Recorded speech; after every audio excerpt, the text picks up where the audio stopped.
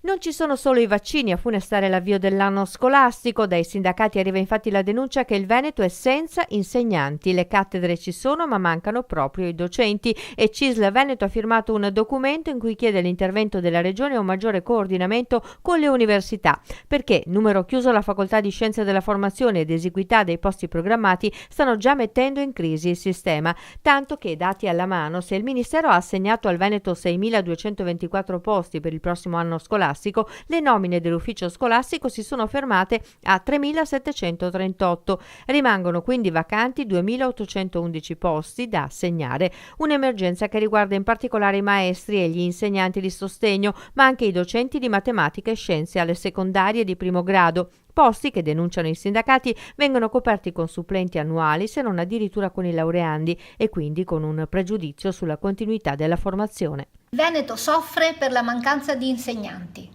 Non abbiamo più insegnanti per la scuola dell'infanzia e per la scuola primaria e non abbiamo insegnanti specializzati per il sostegno.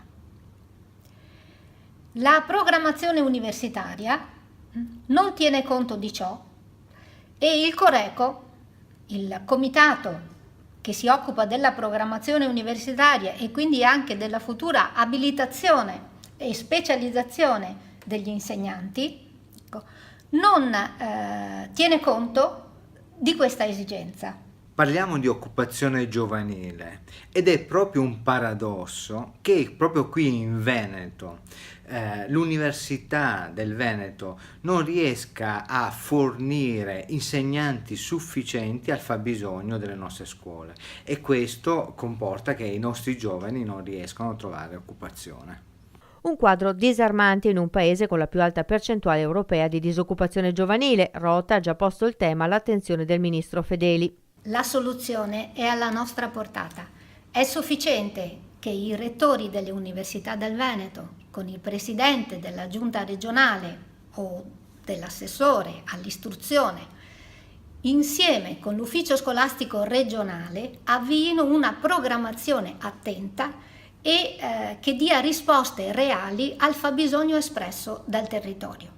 Anche l'università, dal canto suo, si ritrova costretta tra le disposizioni dell'ufficio scolastico, che assegna i numeri degli accessi alle facoltà, e la cronica carenza di aule e laboratori dove ospitare gli studenti. E anche negli atenei la partenza dell'anno accademico non risparmia problemi. Sono già quasi 6.000 infatti ricercatori universitari e di 79 atenei italiani che hanno aderito allo sciopero degli esami nella prima sessione autunnale. Vogliono il riconoscimento degli scatti di stipendio bloccati da 6 anni. Sono solo il 10% dei docenti e ricercatori, ma la loro protesta può veramente mettere in crisi lo svolgimento degli esami universitari di autunno.